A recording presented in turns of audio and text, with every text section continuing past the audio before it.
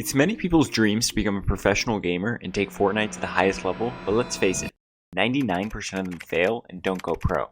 In this video, I'm going to be highlighting the differences that separate pros from average players, and I'll be showing an in-depth procedure that you can take to become a pro player. Before I get into anything, first I want to talk about what a Tier 1 pro is. Lots of people have different definitions of tiers of pros, but this guide is looking to take you from any skill level to where you can consistently make enough money from this game to have it be your full-time profession. That doesn't just mean making earnings in solos every season, or even making some duo cash cup finals. That means making grand finals every season and doing well enough to rake in some of that big prize money. The first thing I have to talk about is how long it'll take to go pro. I hate to break it to you, but becoming a professional player isn't something that happens overnight. To make it in this game, there are two main factors: consistency and time efficiency. Now, first, what I mean by consistency is that it's not going to take a week to go pro, or even a month, or even a season. Going pro is a process that you need to work diligently and consistently on if you ever want to see progress. In this video, I'll lay out a procedure where over the course of 2 to 3 seasons, you can gradually work and eventually achieve your goal of becoming a professional player. As for time efficiency, this concept means that, for example, if someone got on and played 12 hours of box fights every day, they would do worse than someone who only played 4 hours, but that got on, VOD reviewed 1 hour, aim trained 1 hour, played solo ranked for 1 hour, and practiced their mechanics for 1 hour. This time efficiency means you're optimizing the time spent on the game and not wasting any time doing anything unnecessary. With those 2 steps in mind, we can get into the first step of the roadmap, but before that, one thing that holds tons of people back from taking the next step to going pro is their ping. Exit lag is an insane tool that tons of professionals use to optimize their connection and routing so that they get better ping. I've seen tons of people asking in my comments how my ping got so much better, and it's all because of exit lag. And there's no reason not to at least try it, because there's a free 3-day trial that you can start literally right now without entering any credit card or payment information. All you have to do is download the program to test it for yourself. Lots of people had their ping increase when the servers were changed from NA East and NA West to Dallas, myself included, and without exit lag, I get around 30 ms in creative. But once I turn it on and connect to Dallas servers, my ping drops all the way to 10, which is absolutely insane. The way it works is generally on your normal internet, the route your connection takes to the Fortnite server is extremely unoptimal and adds tons of unnecessary delay. And what exit lag does is completely optimize your route straight to the server so that your ping is the least it can possibly be from your location. It'll be linked in the description below, so try it out and let me know how much your ping decreased. Now, your first step to climbing that ladder to becoming a pro is putting all your focus and effort into solos. Solos is the most important thing to work on for a ton of reasons. First and foremost, you aren't going to place in duos without a good teammate. Solos is where you can prove yourself and improve yourself with no excuses. When you die, it's literally always your fault. There's nothing to scapegoat it on. Solos is by far the easiest game mode to earn in currently, since you only need to win one finals game to get your first $100. What that $100 does is, first off, like I said earlier, it starts building on your reputation so that you can start finding better teammates. But second off, when you make $100 from a video game, oftentimes it can help your parents justify the time you commit to the game when they see some cash made from it. And third off, the money will allow you to invest in yourself. A lot of people think that they can't go pro because their setup isn't good enough, and that Tier 1 pros are only Tier 1 pros because they have 240 Hz and 240 FPS. But in most cases, pros started making their first earnings on really bad PCs, and eventually saved up enough to buy a nicer PC. In my case, I played on a really bad PC for a while until I eventually saved up my first $1,200 earned to buy a new PC. This doesn't just apply to PCs though. You can also buy new equipment like a monitor, mouse, or a keyboard. The goal of buying new equipment like this is for it to be an investment. Instead of thinking that you're spending money and it's gone, think that you're spending money so you can make even more money competing at an even higher level. Focusing on solos is important because being a good solo player will build all the fundamentals you need for other game modes. If you take any 2 good solo pro players and put them together, they'll do better than any 2 mid players with tons of chem. This is because skill is more important than chemistry, so by getting better solo placements, not only will you improve your skill, but you'll also get the opportunity to play with more skilled players. Solos teaches you how to fight, how to play off spawn, how to rotate mid-game, how to choose layers in endgame, and every other fundamental. While sometimes there are some differences between solos and duos, having the foundation built from solos will always allow you to be a good duos player. Now that you're convinced solos is the most important thing to start your journey to becoming a pro, you're probably asking, how do I actually get better at solos? And that's where the consistency and time efficiency I was talking about earlier comes in.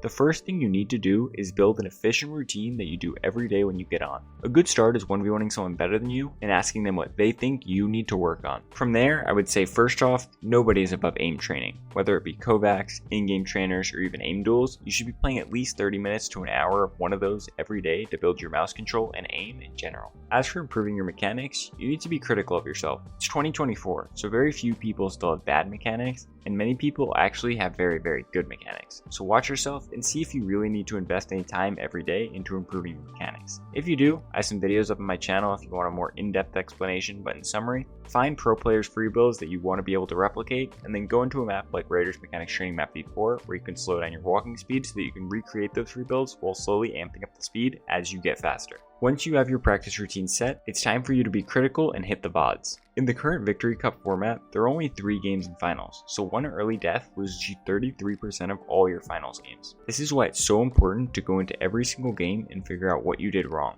When it comes to finding your mistakes and correcting them, writing them down on a notepad or a document is the best way to go. By writing them down, you engage multiple senses. Instead of just thinking about something, you're physically writing it, seeing it on paper, and oftentimes reading it back to yourself. This active engagement with multiple senses helps reinforce the memory, which will make it more likely for you to actually improve these things. Obviously, when you play, there are going to be tons and tons of mistakes at first, so instead of trying to tackle everything at once, writing them down also allows you to see which mistakes you make the most, so you can focus on improving the ones you see that are a pattern in your gameplay. Once you figure out what you need to improve though, how do you actually improve? Well, first off, you need to find the solution. Sometimes the solution is obvious, but other times in more complicated scenarios, it'll be hard to find the solution yourself. In that case, I recommend going to a friend or someone that you know is better than you and presenting the problem to see what their take is and what they think you could have done better. Once you figure out the solution, you should also write it down and have it handy right before the next scrim or solo tourney. Unfortunately, there aren't many solo scrims, so at least have it down next to you when the solo cash grip starts. That way you can keep the solution present in your mind to make sure you don't make the same mistake again. I have guides on game plans to winning solo matches, and I'll make a new one sometime at the start of the new season, but one tool I have to recommend for winning solo games is Destiny Jesus' Solo Masterclass.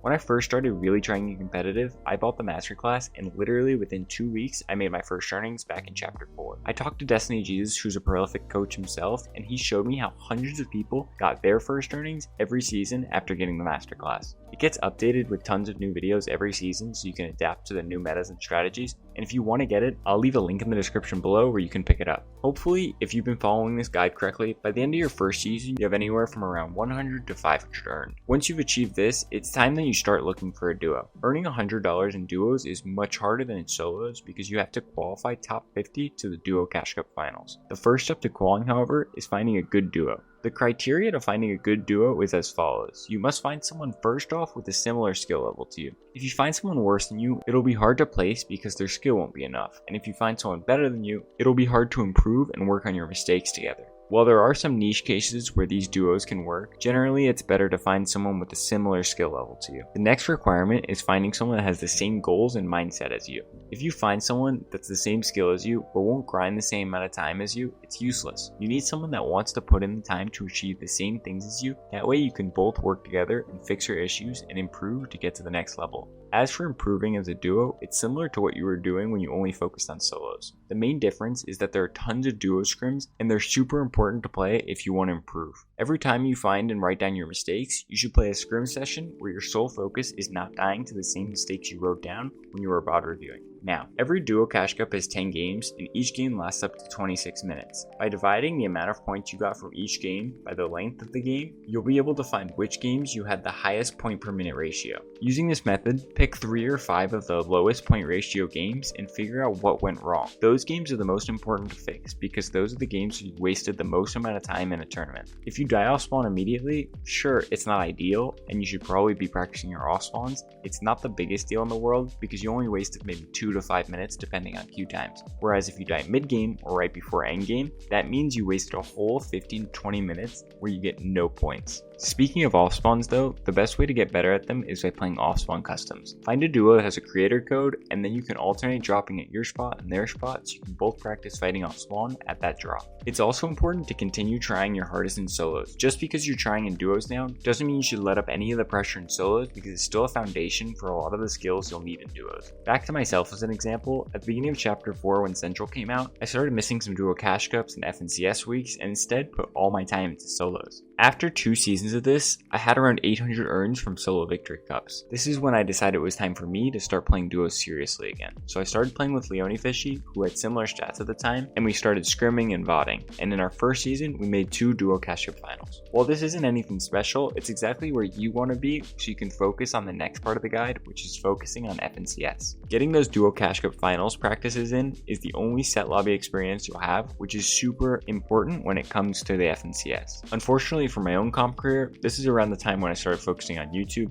and comp went to the back burner, so I haven't made a grand finals myself. But the next jump from solos and duo cash cups is to FNCS grand finals. This is the most important part because grands is where the majority of the prize pool is and where the qualification spots for the major lands are at the end of the year. Once you're ready to take FNCS serious, it's important that first off, at the very beginning of the season, you try to formulate a winning game plan for the meta. A game plan is one of the most important parts of a duo. This means a set plan that you should try to follow every game that you can put yourself in the best position to win games. While obviously in a battle royale like Fortnite, there are a ton of random factors that can knock you off your set route, it's important to at least attempt to have a plan that you can follow every game. If you grind from the very start of the season, get a plan to get ahead of the meta, and fix your mistakes every tournament, there's a high chance that you will make grands. Once you make grand finals, instead of setting your sights on a LAN qual or a top 5 immediately, it's important to be satisfied with a top 30 or even a top 20. Don't ego contest someone better than you at a way better spot than you in your first grands, or grief some split that's triple comp since you've been landing there all season. In your first grands, you need to garner some respect by landing somewhere you deserve, like an uncontested bad split, and trying to do decent from there like a top 20. Top 20 is 3k each on Central, and it's a good reward for all the effort you've put in throughout the season. Once you started making and placing in grands consistently, that's when you can call yourself a professional player. One important thing that I left out is that through all this time, you need to be practicing becoming a great fighter. I recently asked pro player Venno what he thought the most important thing to be practicing for people that aren't at the pro level, and he said that it's fighting. Fighting is super important because a lot of the randomness factors that are created by Fortnite being a battle royale can be solved by good fighting. Good fighting can get you out of bad positions, good fighting can save your game from ending early, and so much more. If you want to get good at fighting, the best way is by playing 1 hour of solo ranked, clipping/VODing how you die, and then if you write it down and apply it to your next solo rank session, you'll just get better at fighting. And the next way is by playing against players that are way better than you in creative. Getting destroyed over and over again is a good way to figure out what you're doing wrong, and if you're lucky, you can even ask the person whooping you what they think you're doing wrong. So in conclusion, in order to become a professional esports player, you need to be starting by focusing on solos. Once you've built yourself a reputation by placing in solos, then you can start looking for a duo. And once you've found an adequate duo and started to make some cash cup finals, you can move on to making an FNCS grand finals. Once you've made grands, don't have an ego and just play to the best of your ability without griefing anyone else. All the while, you should be practicing your aim, mechanics, and fighting every day. If you made it to the end, make sure to drop a like and subscribe to the channel, as well as putting code Dollafn into the item shop. Thank you for watching, no long outros, bye!